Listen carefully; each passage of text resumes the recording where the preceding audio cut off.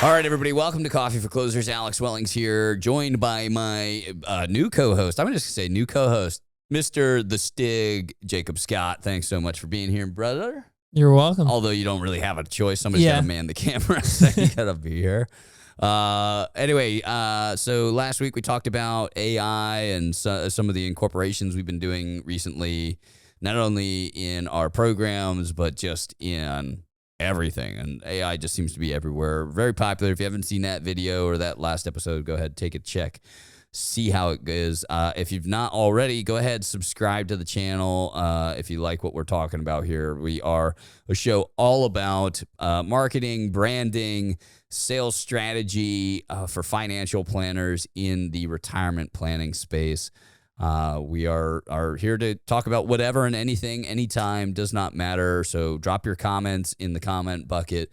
Don't forget to subscribe. It always helps. And give the video a like while you're down there if you do like what we're talking about. This week, we thought we would chat a little bit more about just, I guess, email marketing and the world of retargeting.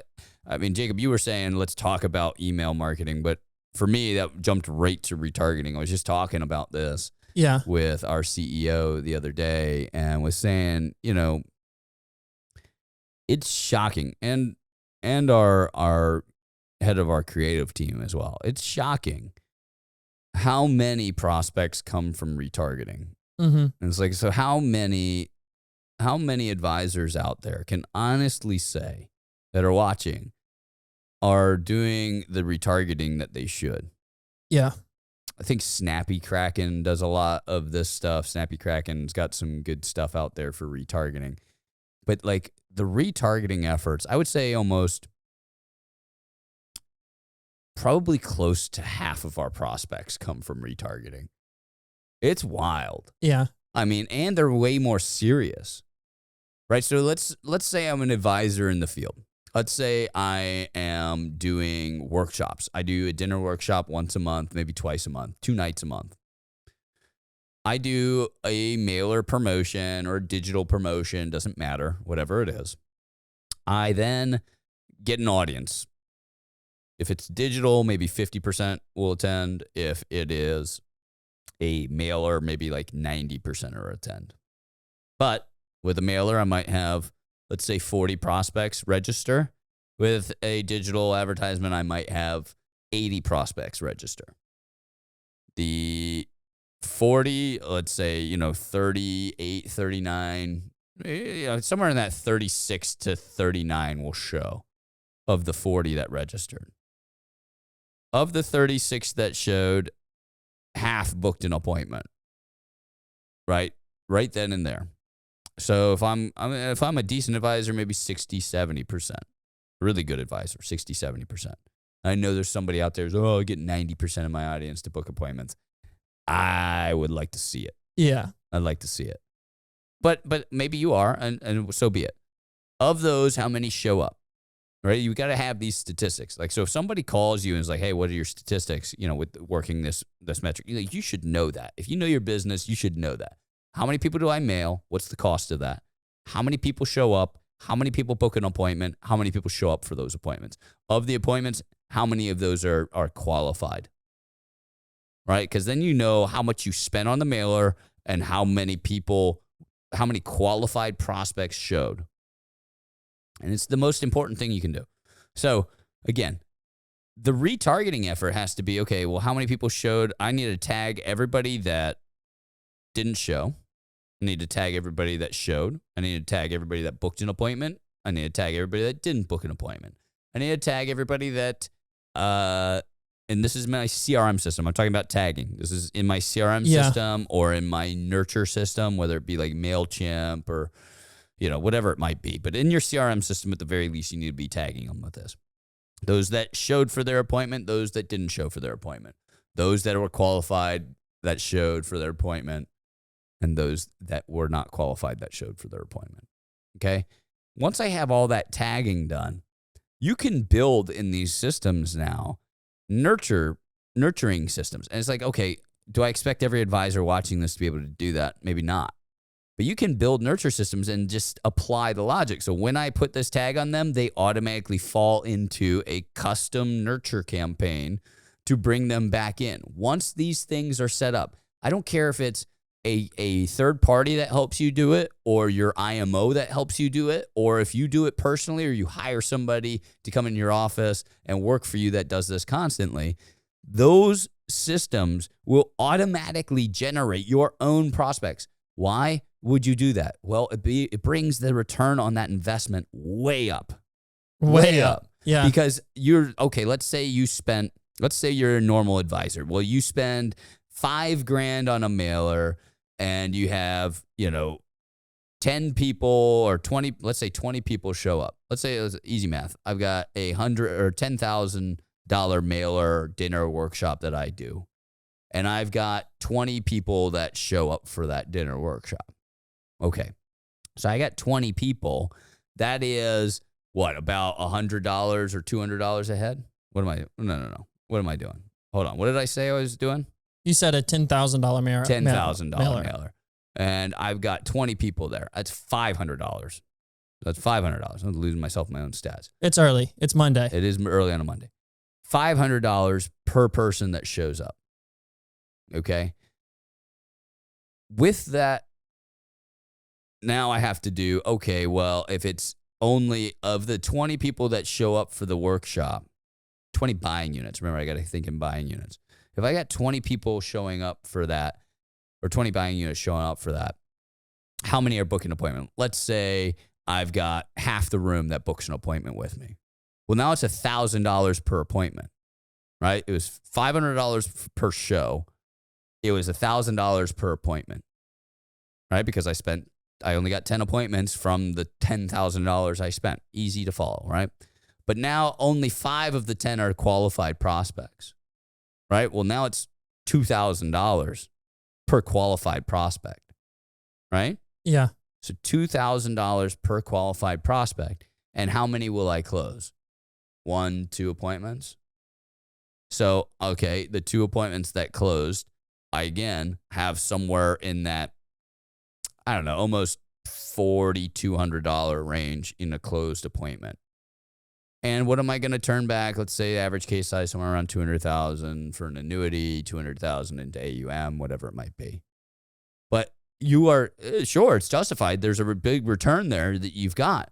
But let's say now I have a nurture campaign for the people that, I might not get the people that I had an opportunity to close and didn't close back to the table unless it was like a timing thing and they just needed to think about it.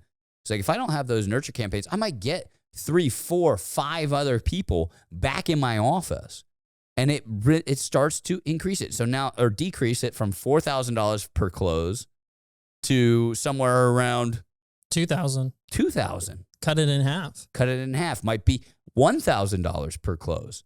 And you just have to extend your time horizon. So it's like, okay, at 30 days, it's $4,000. 30 days from the dinner workshop, it's $4,000 per close, per client acquisition. But then if I go with a nurture campaign 60 days from the workshop, it might be down to $3,000. If I have a nurture campaign that lasts 6 months, I might have somewhere where the amount of people I've brought back in from solicitations or from nurture campaigns back down, I would have brought it maybe down to that $1,000 per new client acquisition. Not to mention, like, even if you're doing one workshop per month, you could just be inviting people that no-showed or people that didn't buy to another workshop or a different topic workshop, and now they come back through a different avenue and you close them through that. Well, that's what doesn't make sense to me is there's a lot of people out there that are willing to just say, let me spend $10,000 on these people that have made zero commitment to me at this point. Let me spend $10,000 on this marketing. These people have made zero commitment. Mm-hmm. Why aren't you retargeting the people that didn't show but have still made some sort of commitment to do? They've shown interest. Yeah, at the very least. They've shown interest. At the very least, you go for the do not shows. The people that didn't show for the actual workshop didn't even get a chance to get in the pipeline. They just had something come up before they ever met you. But that should realistically be more cost effective than mailing out to these people that have shown zero interest in your workshop. Oh yeah. Yeah, definitely. And it's one of those things where it's like, feels like a really big uphill battle. It's not anymore. Like we were talking on the last episode, that with AI, these nurture systems can be set up very quickly. Mm-hmm. And if you have a group that you work with, like we here at Megastar, we focus on setting these up for folks because we understand, like, again, Megastar being such a marketing focused organization, we understand the fact that it's more about getting. We don't care if you're spending an outrageous amount of revenue on marketing, right? We would rather you spend very little on marketing, but get the ability to increase your production over time, right? As an IMO, we're focused on helping you grow your business. So we are dead set on quality in the room, getting as much bang for the buck as possible. So if we can set up a very small nurture system for a group, that is kind of a set it and forget it thing that will bring in a better ROI for them on each dollar spent on marketing, that's a home run for us as a marketing organization. And it's easy easy set it and forget it stuff. And I don't know why more organizations don't do that for their advisors. It is something that's necessary and will turn out an incredible return for them. And then you put on top like old client lists that they've had, or if they bought a company in the past and they didn't really, they made a few calls towards an old client database that old tax practice that you bought had, but you didn't really put it into a good nurture system, then you're shooting yourself in the foot. What a bad investment. Like, you got the easy layups, but you didn't go and get any of the people that might not have been primed for the picking. And it's like, that's what nurture systems are there to do, to tee you up for the perfect, ripe opportunity. And, again, it's confusing. It can be, especially with some of the systems out there. They set it up like you gotta have a minor degree in freaking programming in order to be good at it. But, with an organization that can help you set those things up, those ROIs go through the roof. And what do you put in the content? Well, a good group has that content already built out for you. Like, how do you nurture it? Well, we're going to send them a series of text messages, emails, videos, social media posts, those types of things. The more information we have on the prospect, the better. So the closer they get to the bottom of the funnel, the closer they get to close, the more information we should have on them. Address, social media accounts, emails, personal phones, those types of things that help us get more to the nitty gritty. Yeah. So any of the I want to think about it. Every advisor watching, if you've gotten the I want to think about it answer and that person hasn't gotten back and came to a close into your office, a nurture system will help get you those people back. Right? And I've seen it proven time and time and time again. And it is think about it on your own. Like, when you are sitting there, like, what is your biggest compliment to somebody of an organization that's trying to sell you as a small business owner? It's, man, hey, thanks for sticking with me there. You were very steadfast in your approach. You were very consistent. You kept on me. I know I'm a tough person to reach from time to time. It's like, how do we balance that with our clients? We don't want to piss them off, right? We don't want to make them mad, but we do want to give them value. And we want to stay in their lives and remind them that we're here to help them in as nice a way as possible, so that when they are ready to make that decision, they're like, whew, thanks. I finally got a breather. And yes, I've thought good and long and hard about it. And I do want to move forward with what we talked about. And I'm sure every one of you guys is kind of like shocked when people call you out of nowhere. It's like, hey, I don't know if you remember what we talked a few months back. I went to one of your Social Security workshops, or I went to one of your estate planning workshops, tax workshops, whatever it is. And, I really like what we talked about. And I'm wondering if that's still something we can do. And you're kind of like, wow, I can't even remember. I can't believe that they came back. Well, not us. We're not shocked by that at all. Like, yeah, of course, that was the plan, is that eventually you were going to come back. Yeah. Right. And it's good nurturing systems that set that up. Let alone with like retirement planning, how many people are having people being like, I'm going to retire in a year. Yeah. You're not selling them right now on an annuity. You'd be shocked to see them like move quickly. Yeah. So if you're not nurturing those people, how many sales are you just missing out on for just those people alone? How many people are just starting their retirement planning journey and immediately make a decision? Very few. Yeah. I got to think. Very, very few. And so nurturing systems are, again, they're going to be the only way. And I'm not talking about just email. Everybody wants to just pigeonhole themselves and say, oh, well, I got to set up an email campaign. People don't open emails.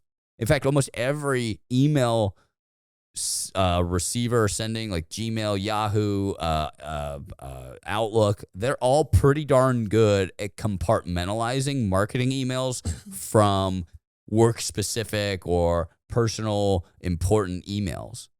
Yeah. Right. So like think about Outlook. They've got the focus account and they got the other, right? Focus account is like all your most important emails that some AI has said, these are the most important emails. The rest are stuff you could get to later.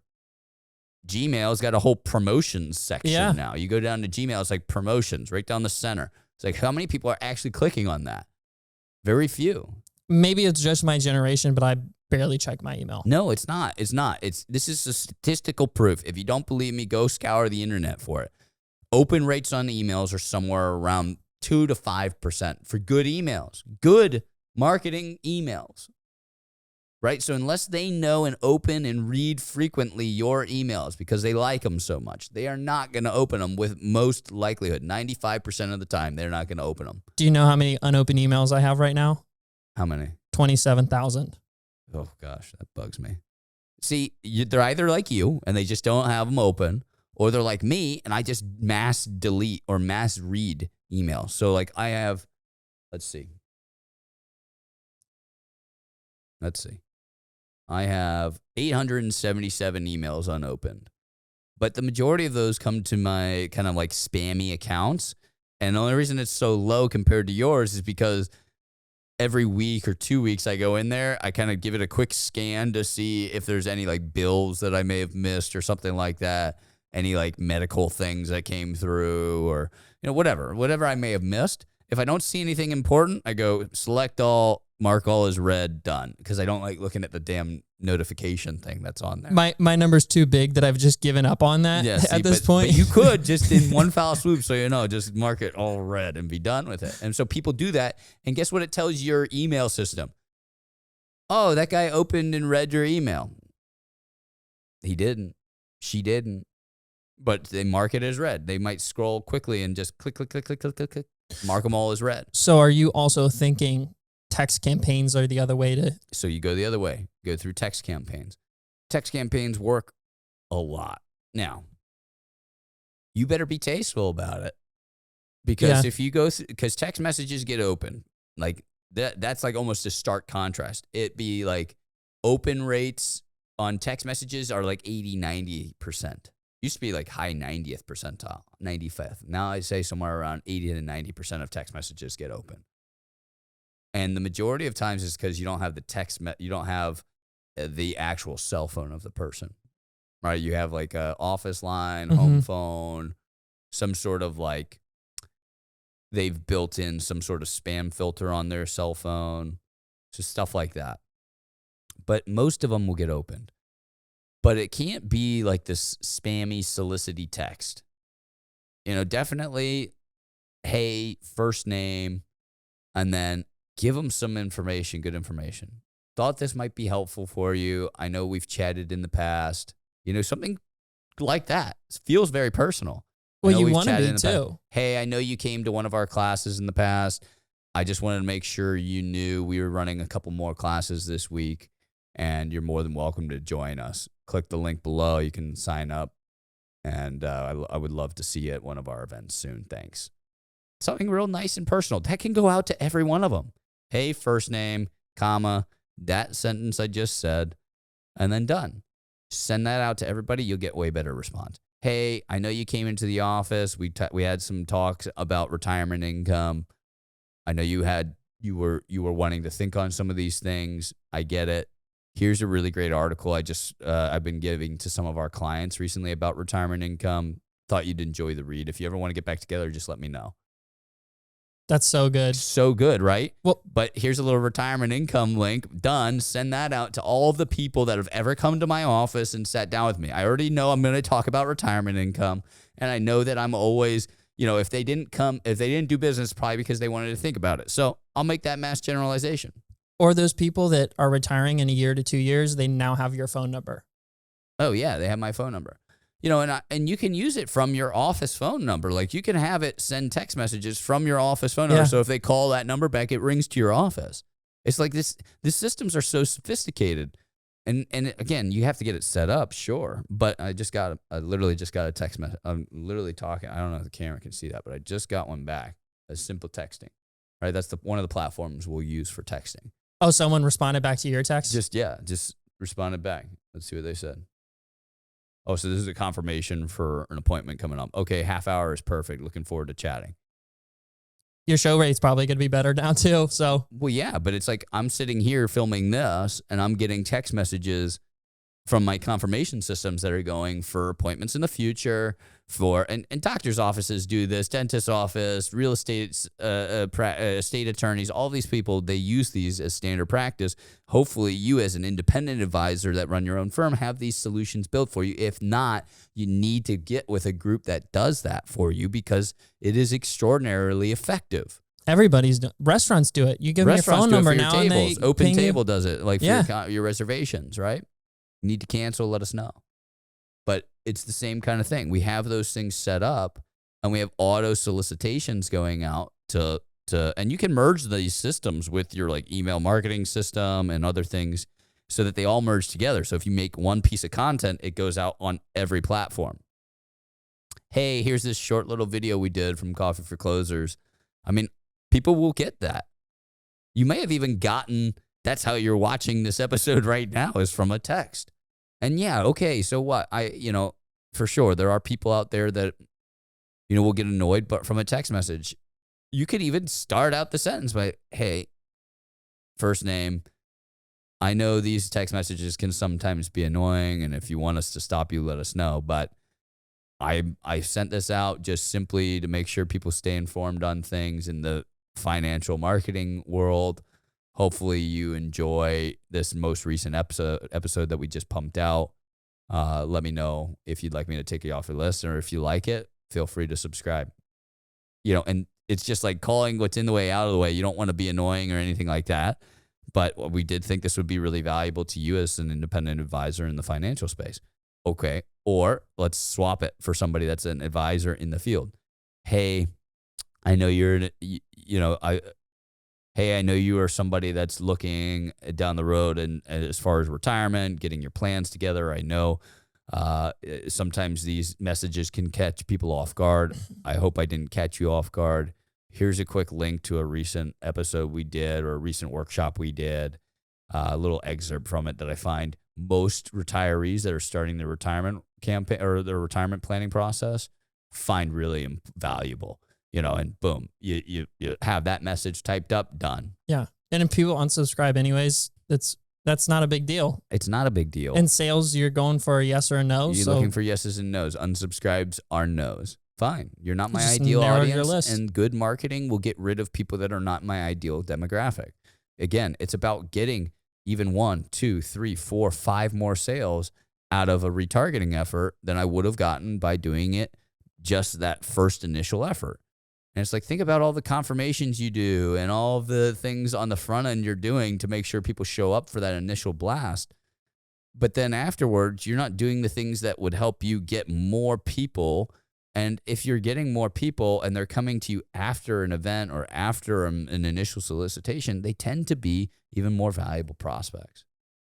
And it's like, anyway, value is in retargeting. And if you need more help or you want more solutions, feel free to either drop a comment in the chat, direct message us, and we'll dive in maybe over the next few episodes, some of our favorite platforms out there for retargeting efforts, and maybe even show you kind of how we use them. But it is really, really, really, really important aspect to really making your business hum. And a little bit of time and planning can set you apart from all of your competitors out there. And again, give you some free, you can see it almost as like free new prospects, because you weren't doing it before. Or maybe you're doing it and it's just not effective because you're just doing email. But I'm telling you, social media and text messaging, this is the way you're going to get in front of people from a retargeting effort, not from email marketing. Email marketing is fine. You can't not do it. You have to have it. Sometimes the text messages help you drive to their inbox so that they open your email and read it. That's another thing. It's just so much science to it. And again, you need to have somebody that can help you consult on those things. So anyway, that's it for today's episode on Coffee for Closers. We'll be back with another episode here soon. Thanks for watching. Hope you subscribe. Give that video a like if you like today's content. We'll see you next time. Take care.